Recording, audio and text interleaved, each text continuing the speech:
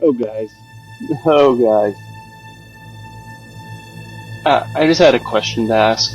What was it after McAllister's first touchdown, or second touchdown, or third touchdown that you realized that you would definitely be getting a voice note from the reigning back-to-back champion questioning your fantasy takes? Yeah. Whew, man, that was sweet. 51 points off the back of trading a third round pick for a consensus first round wide receiver this year in an offense that's just gonna light up the scoreboard in the Big 12 this year. Yeah, I mean, Patrick, you were so off, dude. I love the podcast. I don't see the value. That's a direct quote. Reed, on some hopes and some prayers. Yeah, oh man, he answered some prayers all right. You thought it was odd, Reed. I did too. I can't believe he was available for such a low price. I mean, just after the first drive, with only one touchdown, Braden texted me, I'll trade him for 2/3. Oof. I don't know about that, dude. Better luck next year. You guys were so close. Throughout the podcast, you were couching your comments. Ooh, maybe they'll throw it around the yard. Ooh, maybe they'll start using him in conference play. I liked him in the preseason. You guys were so close, yet you didn't see the forest through the trees. You didn't see the light. But that's to be expected. You're not champions. You're not back-to-back reigning champions. We see the value that mere mortals don't, and that's okay. That's not... I shouldn't have expectations like that. So that's not fair of me. I love the podcast. Keep it going. Keep it up. You guys are doing great work. Just leave the trading to winners like me. That's all. I'm back.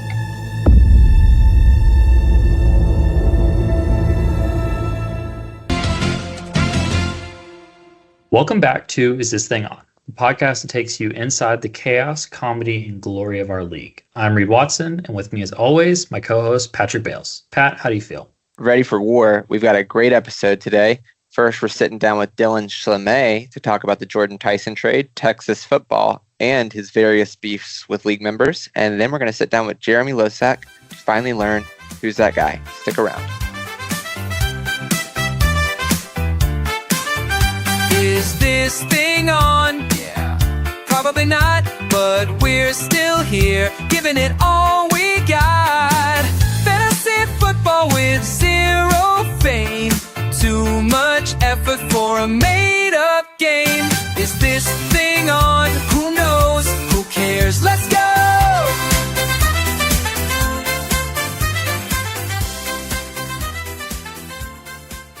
This thing on. Probably not. Patrick, I just wanted to check in. Emma told me that you've been waking up in cold sweats and nightmares over last week. Is there anything going on this weekend that you're worried about? Well, first off, I do that every week. But this week, it is about our matchup. I have already given up against the league median. I bet you feel similarly. But if I have to lose to you and then face you in a podcast next week, I don't know if I can stand it. Whoever this league median guy is, he can fuck right off. But yeah, I mean, I've got Dylan Edwards back, fully healthy, theoretically. I can't wait for him to go out. Fresh off of a big trade. You'll hear about that. But yeah, I mean, I feel good about my team. I am only really worried about Nick Singleton going off. So as long as that's not a concern for me, I do feel like I have this in the bag. I mean, the rest of your team is, let's just call it what it is, mediocre. And so as long as Nick Singleton doesn't do anything against me this weekend, I feel okay.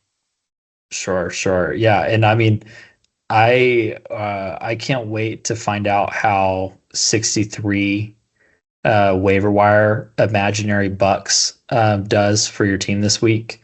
We'll see if Dylan Riley is the truth. I mean, I I clearly don't think so. I only thought he was worth 61. So, yeah, I mean, looking forward to the matchup. I think it's matchup of the week. I'm sure everyone's going to be watching it. I think this has huge ramifications for the league total. Yeah, I mean, definitely there are playoff implications here. I don't know whose, but certainly someone's, right? I do wish you luck, and I do hope the best man wins. And if it isn't me, I might quit the league. But we have to promise to not stay friends no matter what. Of course, as always. Welcome to the podcast, one of the most controversial members of the league, Dylan Schlemay. Thank you very much, Pat. I'm glad you boys could join the show this afternoon. Really, really happy to have us all here. We are honored to have your company. So you're in the news right now. The league can't stop talking about you. You basically snatched someone's team name right off their team, and they paid you several draft picks for the privilege. I just want to recap this trade for the listeners who aren't familiar. Our friend Dylan of the new team name Wingo Bango Bongo traded Robert Henry and Jordan Tyson, arguably RB1 and wide receiver 1 in the league, for Nate Frazier, Ryan Wingo, a round 1 pick, a round 3 pick, and round 8, 9, and 10 pick from Peter and Gallinera of Where'd My Wingo? Well, he went to Dylan is the final answer to that question. How are you feeling about the trade so far, Dylan? Oh, I'm feeling great. More than anything, I love that the controversy that this has stirred up. I love finding a new enemy. And unfortunately for Caleb, I think I created a little bit of a rivalry with him there, but I'm feeling good. Wingo Bango Bongo put up 2 tutties last weekend. You're probably wondering, why are you holding this bongo? I bought this bongo purely for when Ryan Wingo catches the ball. So I'm fired up to have Wingo Bango Bongo on my team. I'm a little sad to see Robert Henry go because I do love Jeff Traylor, former Texas coach. I believe he was a tight ends coach for us. Just absolutely bled Bird Orange. Love what he's doing down in San Antonio. Love Robert Henry and the energy he brings. Jordan Tyson, obviously, I think, and I believe you guys mentioned this last week on the pod, future wide receiver 1 of the draft next year. But I'm not in win now mode. I am in let's take a step back. Next year's our year. It's a rebuild. Okay. Reed, is this news to you that Dylan and Caleb are enemies? It is news to me. Is it news to Caleb? No, I think I might have accidentally created a rivalry with Caleb. Right. What's your side of the story? Okay. This is funny. Okay. So there I am watching the Bills at my local watering hole, Greg's Kitchen and Tap House, Denver, Colorado, 29th and Tennyson. Go visit it. No free ads. But originally I was offered DJ Moore plus a couple draft picks for Robert Henry. Let's be honest, I'm a Clemson wide receiver's not gonna get. That's not gonna get me going. I was like, do you think DJ Moore's going to transfer? He had no answers for me. And if you, as a GM, are coming to me and offer me a player and you can't tell me where they're going to be playing next year, I'm kind of out. And then he comes back. And Caleb, I'm sorry. I'm sorry for outing you for this, but this is the drama. The second offer was Tate from Ohio State plus Ott and a 2026 first and a 2026 fifth for Henry and Tyson.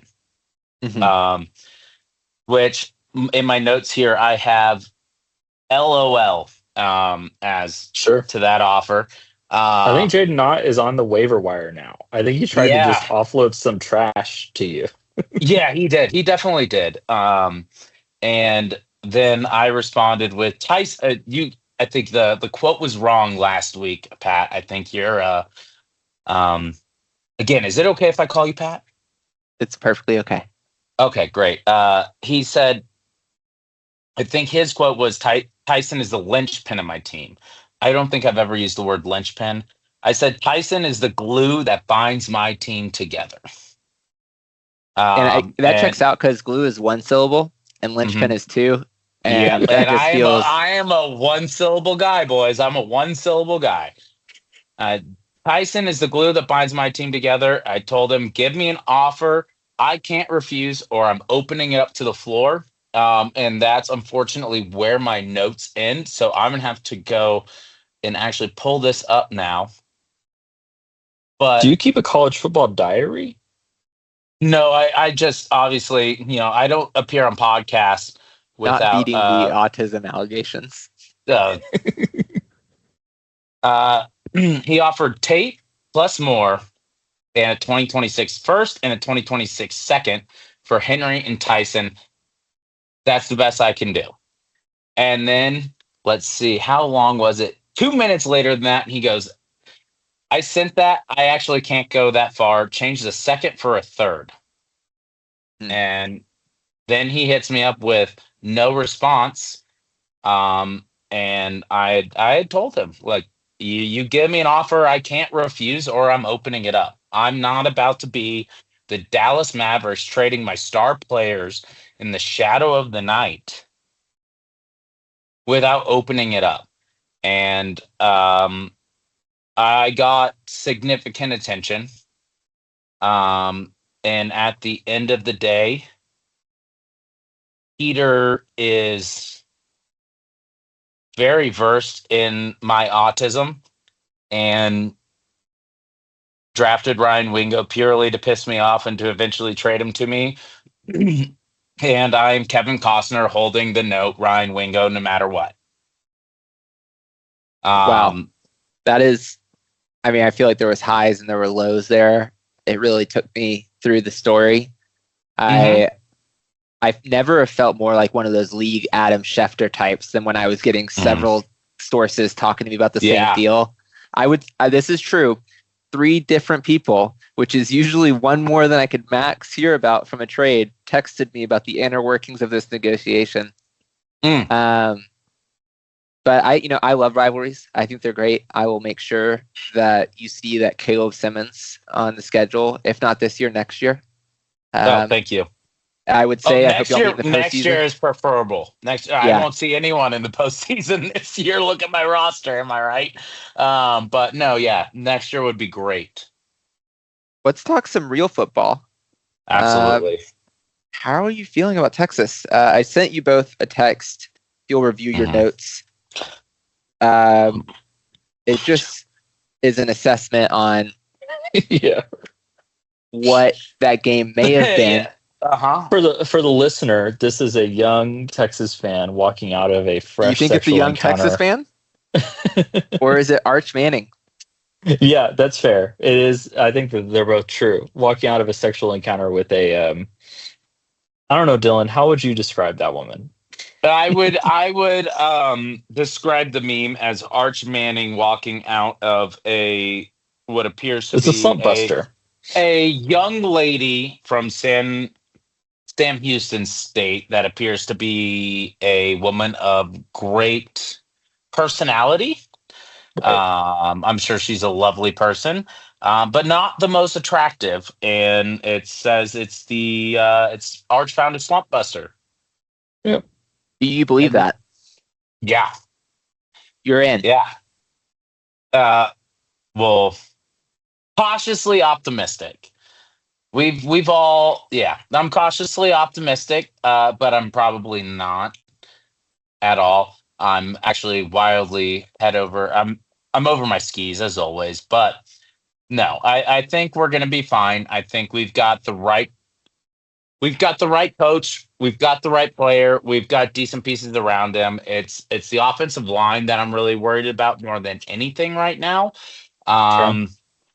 It's the lack of running game over the last now 2.5 seasons almost. It's since Bijan's been gone, we just can't get anything going on the ground, and that's my biggest concern over anything, because without a run game, Arch now has a lot of pressure, a lot of weight on his shoulders to carry the team and force the throws, force the deep balls, force the plays, and we just, give me 4 yards a run, give me 4 yards, give me 3.5, just give me forward, give me past the offensive line. This is just more of an analytics question. Is Sam Houston State or Division II private Louisiana school tougher competition? Reed, here it is. Yeah. Weigh in. Yeah, I appreciate that. He is our Louisiana 2A ball tape expert. Right. I think Reed he was. Watson. I think he felt right. I think he felt right at home. Right. Like I think. I think he was playing all of his buddies. I think it was the cream of the crop from the outskirts. This was a high Baton school Rouge. reunion for Arch, is basically what you're saying. Like, he got to see that safety, that he was faster, bigger, and stronger than. He's like, hey, congrats! I didn't know you were playing college ball. He got a chance to gloat over a small child that he beat. And you know what though, Texas gets a lot of crap, but when they play a historic local rival like Sam Houston State, you know that they do have college football's best interest in mind. Right, they're gonna put on a Absolutely. show. Yes. That's an in-state rivalry, historic in-state rivalry. Right. And if you can't celebrate when you not even run over a guy, when you just step over a guy in the end zone, if you can't tell him that he's small little boy in the end zone, what are we even doing here? Right. Oh. So whenever you guys get spanked by Oklahoma, but that didn't really matter because that's out of state, right? Like that's not the focus here. You just got to beat Sam Houston. When did we get spanked by Oklahoma? I mean, we don't say play last win. year. Oh, Win. when we do. Yeah. Right. Okay, so no, we're I'm just going. So this is the hypothetical podcast. Right. I mean, very much. It's a fantasy podcast. I feel like hypothetical and fantasy are like neighbors at a minimum.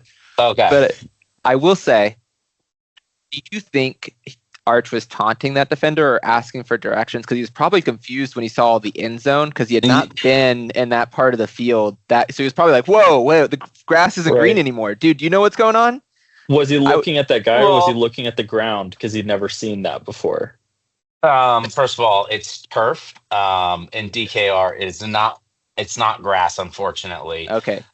So he was looking at the orange turf, not the orange grass. But yeah, these are fair points, gentlemen. These are fair PolitiFact rated points. me as pants on fire for calling it grass. So thank you for the fact check. So I want to move on to, you do have beef with Caleb, but you also have beef with Reed. And I think what I want to call out here is if you walk around all day and you find that you're meeting a lot of assholes, it may be that you need to look inward. And That's something I've wanted to reiterate to Reed. Sure. Again, Reed, Yeah. is it okay? Is it okay if I call you Reed, or is it Mr. Watson? Yeah, preferred. No, Okay. it's great. Um, Dr. Watson. Doc, you're a fucking doctor? No, absolutely not. Call me Thank Reed. God. Thank God. When the autism hits the doctors, that's when it's bad. Tylenol, Right. Anyways, but I actually, when you texted me yesterday, Pat, if that's okay if I call you that, it was, you said we hope to bury the beef with you and Reed, and I actually was completely unaware I had beef with Reed. I thought it was great too. I very much You enjoyed pulled our up a chat. dialogue. I enjoyed the chat. I know we said I said a few things. Might have said a few things. Let me be miserable in peace. And Patrick is pulling up. It's just so and many. Pat brought up a good point. I could have muted my notifications. I could have left the group chat. Sure. There were a lot of things I could have done that I didn't. Oh, that's a SpongeBob meme. I definitely That seems like something I you put made together. a meme. Yeah, that was a good meme. But I yeah, see. I felt like it was. I think it felt like it was tit for tat, and I was feeling really good about it. And then I started to feel bad whenever you couldn't figure out the YouTube link, and I felt like I was punching down a little bit, so I backed off. So maybe next time. yeah, Maybe maybe next next time I'll. time don't go after people with mental illnesses. Right. It's actually a very big problem in this country that we need to address. I don't know if this Right. is exactly the right platform to address that issue. To the 20 people in this league, the other 17 who, I'd say half of us have something going on. So Well, clearly we all have something a little going on if we're in a college football dynasty league. This is about as disgusting as it comes. Did you feel this way about mocking people whenever Tom Herman was doing this to the Mizzou's quarterback? Oh yeah, Drew Lock action. Give it to me. That's when I graduated, baby. That's when Tom Herman said, "Dylan, it's okay to graduate. We're gonna go 7-6. We're gonna go 7-6." I was so afraid I was gonna have to save freshman studies for another year, but I was able to get out of there. I thought that was great. That was such a good game. That was such a crappy game. It was so fun. Remember exactly where I was. just so you know, I'm waiting in the wings for the next season where there's just I could slew together a few Texas lowlights. I mean, honestly, give me 3 or 4 more losses this season, and I'm spamming Textanic too. I can't wait. Can you pull up my schedule and show me 3 to 4 more losses? I can give you. Okay, actually, Vandy's going to be tough. Yeah, Yeah, Vandy's going to be tough. Vandy's going to be tough. Yeah, I mean, he's gonna be tough. Let's see. John OU is Mateer going to be tough. Come on. Let's see John Mateer pass from a pocket. You're crazy. That is Vandy's No, gonna be no. tough. Georgia's gonna be What tough. do you mean? Oh, you're gonna sit here and call me crazy? well, you're the in the first biggest time in my glass life. house in the country when your Arch Manning's your quarterback. You're like, well, let's see John Mateer show some fundamentals. Arch Manning hasn't thrown the ball at a normal arm slot the entire season. Did you see his 2 balls to Wingo Bango Bongo last week? Against the Slump practice buster, squad at buddy. Sam Houston. Slump buster, buddy. Get out of here. Auburn That's got crazy. hosed in that game. Auburn got hosed. We're I all can't looking wait. at Moneyline Mateer being like 4-0. Congratulations. I'm gonna hold my tongue there. But what did he took I his can't wait for gambling winnings Arkansas and to be in paid off the Okay. Yeah, that's fair. I have so appreciated this. I feel like this was such a peek into your psyche, and I do think that the kind of the alcoholism you referenced during your college years probably preserved your Texas fandom and like Amber, that you don't remember so much of what went wrong. Dylan Schleme, it has been a pleasure. You're welcome back here anytime. Can you give us Thank a you so bong much. of that Wingo Bango Bongo? Actually, I actually did have a couple questions. If you Okay. don't mind, if I may overstay my welcome, which I usually Sure. do. Are you both Baylor fans? Yes. Yes. We're both Baylor fans. Okay. Pat, do you only root for Baylor when they're better than SMU, or do you root for SMU because your wife tells you to? I root for SMU because their season tickets are significantly cheaper and their campus is significantly closer. But Baylor over SMU every time. Reed saw me. Baylor SMU true. was very equal stakes. Yeah. I was wearing my Baylor shirt. I was going all out. I root for the school I go to. I only went to Baylor for 4 years, which makes me 50% as much of a Baylor fan as you are Texas fan. I only went to Two-thirds. Texas for 5 years. I only went to Texas for 5 years. Believe it or not, I was not smart enough out of high school to get in. I had to go to Schreiner University. I'm sure you boys have heard of it. San Antonio? Absolutely not. Kerrville, Texas, the Harvard of the Hill Country. I had to go there for a year, get my GPA up 4.0. Don't mean to brag, 35 credit hours. And then I transferred to Texas, and I found discovered alcohol, and then we were there for 5 years. I want to reassure you that at no point talking about your experience at Schreiner University would I ever interpret anything as a brag. So don't worry about it. You can talk about your GPA. Okay, yeah. DiffyQ, Calc 2, linear algebra, you name it, A's. Is that calculator 2 at Schreiner? I don't know what it's short for there, but I bet that's not real calculus. Yeah, when I transferred to Texas, they told me I did not have credit for Calculus 1. Yeah, that's what I was anticipating. Was it the guy in the Fez caps who taught you? I can't remember which one the Shriners are. I did get extra credit points on tests for making jokes that made my professor laugh. But it's a heck of an institution, hell of a school. They lost their nursing school accreditation, but that's not something we need to focus on. And no, it's a great program. It's a great school. It allowed me to transfer and find my home at Texas. And Mountaineers. I don't even know what our hand signal is, but Mountaineers through and through, Kerrville, Texas. Highly affected by the floods this year. But that's the root. That's the root. That's the roots. Luckily, no books were lost in the flooding of Schreiner University's campus. Absolutely no libraries were affected. Right. The library is pretty small. I did run a nice operation to sneak in pizza in there during finals week one time, but it was a very complicated special ops mission. I don't think you guys could understand. It's been fantastic. Well, thank you very much, gentlemen. The pleasure has been all mine. Please join me on my podcast anytime. I really loved having you all here. Bingo! Bingo! Bongo!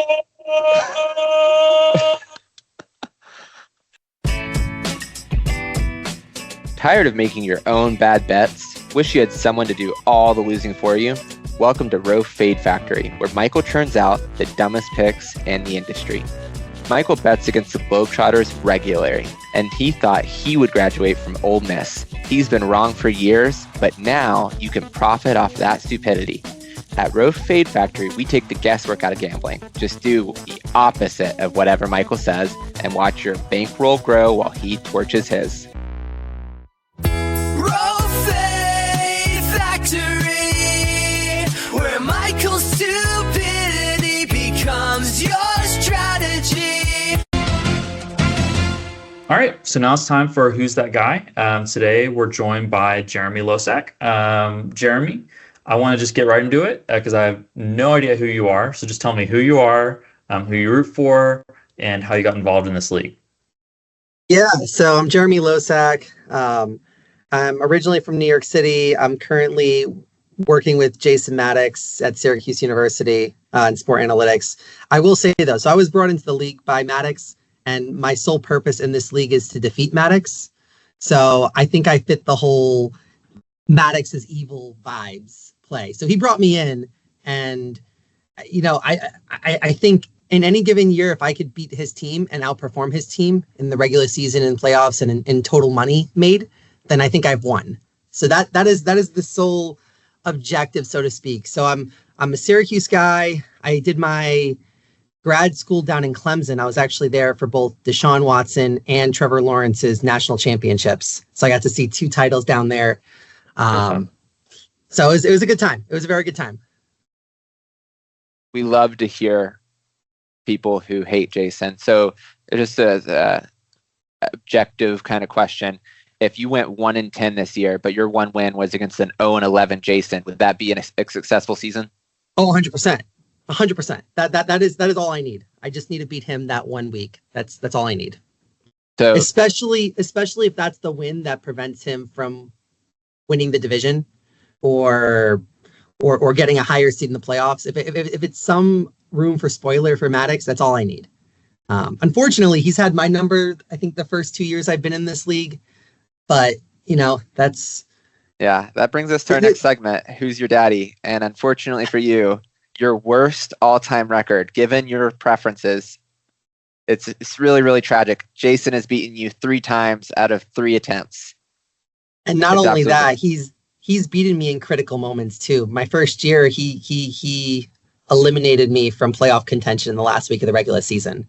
So yeah, it's unfortunate. He'll get pleasure from hearing this when he turns on the podcast, but we'll see. This year will be different. This year, at least I think I'm going to make.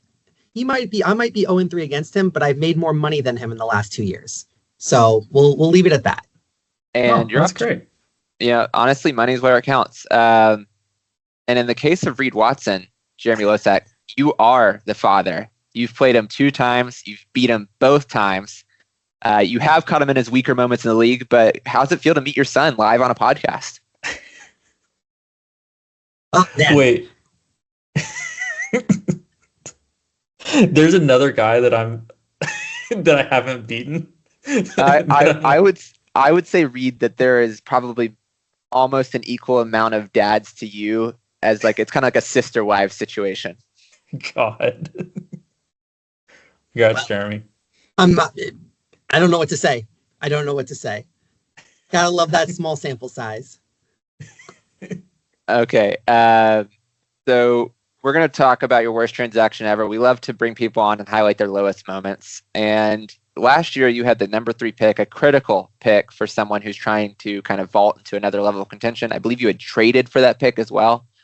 And you went with Torrey Horton, a can't miss target out of Colorado State. There is one problem. He missed terribly. How do you feel about that? Do you feel like the process was wrong? What happened here? Well, injuries never help, right? Injuries never help. And I don't know. I've just had such a bad record in terms of my early picks that it's frustrating. I mean, he really was like a can't miss guy. He was the guy that was supposed to lead my wide receiving core. I've struggled to get good wide receivers on my teams. Running backs haven't been an issue, but wide receivers have been kind of public enemy number 1. If you look back at my record, even the previous year, my draft record for wide receivers is pretty abysmal. They're always hurt or they're always irrelevant. So, we'll forget that pick. We'll forget it. I am sure you would like to forget that pick, but we are going to move on. We're going to go to the lightning round. Get us started. Yeah, so this is lightning round. I want your quick, just succinct one-word answers on a range of college football topics, fantasy topics. So to start it off, let's get waiver wire draft. In terms of building or in terms of what's the question? Yeah, what's more important to you, waiver wire or the draft? Definitely the waiver wire. Trade 100%. up or trade down? Trade down, always. Who is the biggest villain, Tyler or Jason? Oh, definitely Jason. Prospects or veterans? I want to say prospects, but actions speak louder than words, and I always end up taking veterans. So I'll say veterans with a hope that someday I learn from my own mistakes and go prospects. Fair enough. NFL or college? Ooh, NFL. Jason's personality or his character? Oh, wait. That's out of time. We're out of time. So we can't answer that. We got to move on to the next segment. So. All right, Jeremy, this is your opportunity to speak your piece, unedited, unfiltered, 15 seconds. Get your thoughts out, get your shots in. Ooh, this league, this is my 3rd year entering the league, and there's some good owners in this league and there's some bad owners in this league, and I'm really happy to make money off the bad owners in this league. At the Bank of Evelyn, your money is always protected. We don't chase risky parlays. We don't gamble on wild underdogs. We only invest in the safest bets, the kind that guarantee you'll never lose or have fun. Other gamblers ride the highs and lows. Evelyn, she's a steady hand guiding you to the thrilling returns of, a savings account. With odds so safe, you'll wonder if you're betting on the Sugar Bowl or renewing a CD at your local credit union. Because at the Bank of Evelyn, excitement is risky and profit is, not really the point. And that's all the time we have for this episode of Is This Thing On? We'll be back next time with a recap of Week 5. If you want to be a guest on the show or have any questions for us, feel free to reach out. And here's Caleb with our weekly parlay update. We lost. Wow, inspiring stuff. That's the energy of a man who knows he torpedoed us 2 weeks in a row. No hype, no details, just we lost. Caleb's voice note had less life than his bets. Reed, you've clearly never had a friend that's had their heart broken and been upset. So you kick a person when he's down. Here's all that Caleb did. He made our bets. He sent our MVG updates, and he sends in the voice notes, and he's a good kid. He's not a professional gambler, and he doesn't deserve to be kicked when he's down. If you have an idiot for a friend someday, you'll understand how it feels, but you obviously don't. I do. Your friend goes down the street and somebody makes fun of him because he's bet a dumb money line in the Friday night game or says he's stupid and he comes home crying to you, you'd understand, but you don't have that. But someday you will, and when that happens, you'll understand. You kidding me? Where are we at in a society today? Come after me. I'm a man. I'm 31. I'm not a kid. Say something about me. Don't say something about a kid that has got everything right, just got their heart broken, and then said that I said he was dumb. That ain't true, so get your facts straight. Who's the idiot here? You kidding me? That's all I gotta say. Makes me want to puke.